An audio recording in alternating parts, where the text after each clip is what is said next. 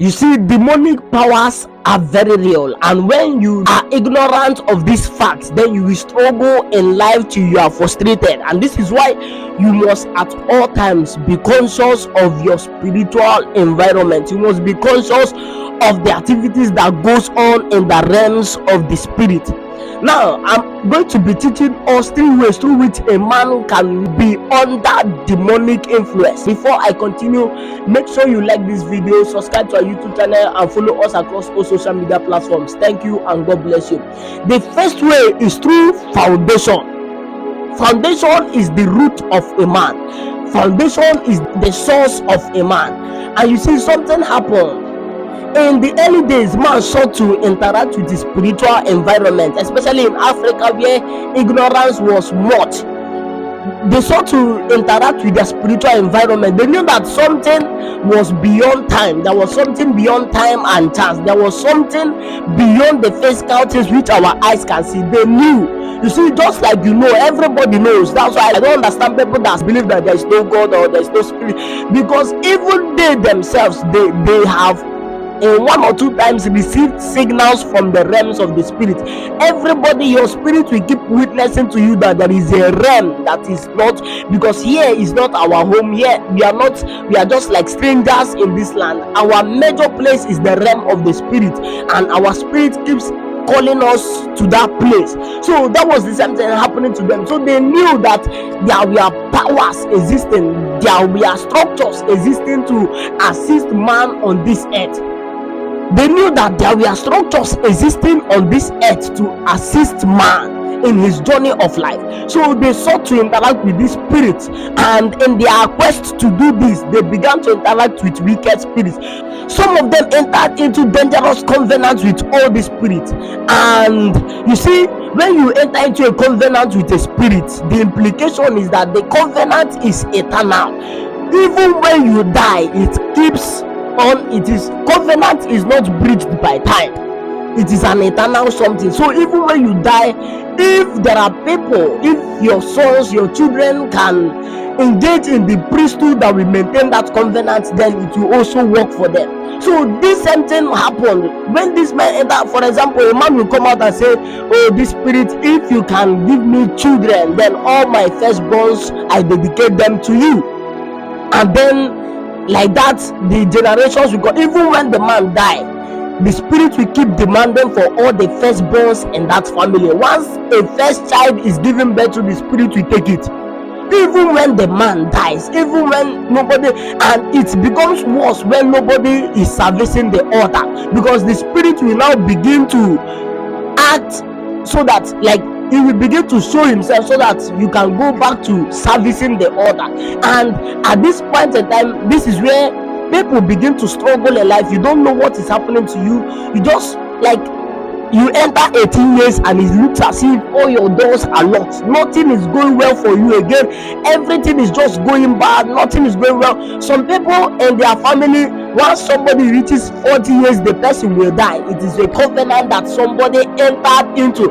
And until you trace yourself to the root of your foundation, you can never be free from these forces. You can never be free from these powers. They are always looking for a way to find expression. And because of the covenant has already been made, then they will keep disturbing you. They will keep looking after. They will keep trying you until you arise. The only thing that can bring down this kind of powers is by you entering into a higher covenant.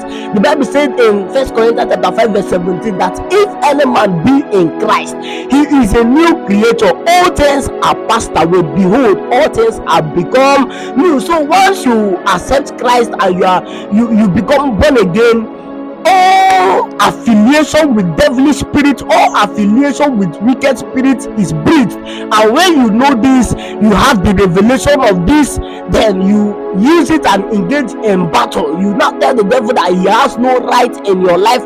By this, you can be able to break free from foundational powers. So most of us, what is doing us is our foundation. The reason why you keep toiling, People look at you and they say this one is going to have a bright destiny. People look at you and they say when you were giving birth to prophets prophesy everything, but it looks as if all the doors are locked. You have to trace yourself to the root of your foundation and know what is really happening to you. We can see an example of this in Judges chapter 6. In the case of Gideon, when the angel of the Lord appeared to Gideon, what the angel of the Lord said to Gideon was that, Gideon, you are a great man, you are a man mighty in battle. But at that point in Gideon's life, there was nothing happening. In fact, Gideon confessed it with his mouth. He said that, hey Lord, my family is poor and I am the weakest man of all. So he was very weak and his family was poor. All these things were traced to the altars that his fathers had, and when he was going to receive his restoration, his redemption, what the first instruction God gave to him was to go and pull down those altars. And once he pulled down those altars, he reached the peak of his destiny in God. He began to manifest the reason why God has called him. So for you to fulfill destiny, for you to do well in life, you must be like Gideon. You must have to pull down those altars. And for you to pull down those altars, it is by building another altar, by erecting another stronger altar. Altar versus altar, the lesser one will bow. And this is how you can break free from foundational powers. The second way through which you can be under demonic influence is by causes and consequences of actions. When I say causes, you see, we can see that in the case of Jabez. Jabez was a man who was under satanic curse. His mother gave birth to him and gave him a curse. I said, oh Jabez, you will never, like, because of the way, the pains I felt when I was giving birth to you, then you will not succeed in life. So once these words go out, they must see to it that they manifest. When you say positive words, it does not concern them. But once you utter a negative words, and this is why parents, you must be careful of what you tell your children. You must be careful of what you call your children, because once you speak a word, Satan will begin to act on that word which you have spoken, to see to it that those people to whom the words are speaking to, you see the manifestations. So when you are under a curse, when somebody has cursed you, this can be a door, an open door for demonic activities in your life. Secondly, consequences of action. Some of us are very stupid. We go and we do things that we invite. You live a life of carelessness. You steal from people. You do all kinds of nonsense. What you did is that you have opened the door, you have opened the pathway, you have opened the portal for demonic activities in your life. And even when you change, they will keep tormenting you until you get into the revelation of freedom in Christ Jesus. So this is why so many people are under bondage. Your past life, this is what the word calls karma. Your past life is telling on you. They will make sure that all the things you do, you pay for it, every bit of it, until you walk into the revelation of new life, of new birth. This is how you conquer this. And to conquer curse from your parents, curse from anybody, to conquer it is by prayer and fasting. The Bible said that Jabez prayed and said, oh Lord, that thou might enlarge my coast. So he prayed until he received freedom. A nice man like that, but he was walking under the influence of a curse. And once you are under a curse, Satan will see to it that it manifests in your life. But when you rise up and pray and engage in warfare with scriptures, then you will be able to break free from this kind of demonic influence. Now, the third way through which demons can have influence over your life is by wickedness in high places. The Bible says, for we wrestle not against flesh and blood, but against principalities, against powers, against rulers of darkness, against wickedness in high places. This world where we are living in is a wicked place. People are always looking for a chance to do evil to another man, and this is why witchcraft is always at a high increase. People are always tormenting each other. People are looking for a way to greediness, to put hand in another person's destiny and begin to use it. People are always looking for a way to destroy your life. Once they see a star shining in your life, you see somebody from nowhere. Something happened during when we were very small. I can remember it with a small eyes. So it was during December season like this. My my mom got her a very new dress, and we were living in a public house. So one of her friends saw her and was very jealous. So the girl, my sister was standing on something, so the girl rushed and pushed her, and she fell down into water, dirty water, and immediately her clothes turned and she could not wear the clothes again. So this poor girl at her small age, her jealousy was what caused her to push another person, so that as he's not wearing a good dress, the other person will not wear a good dress. This is how people live their life in utter wickedness, and until you know this, you will keep struggling in life. So for you to be able to conquer wickedness like this, it takes deliverance from the Almighty, prayer and deliverance. It needs impartation from a greater man of God. When you are under witchcraft, when people especially unfriendly friends, these are the worst kind of people, because you will never know that they are the one attacking your life. What you need at that point is deliverance from evil spirits. So I will end you with a story. You see, something happened. A story was told of a hospital.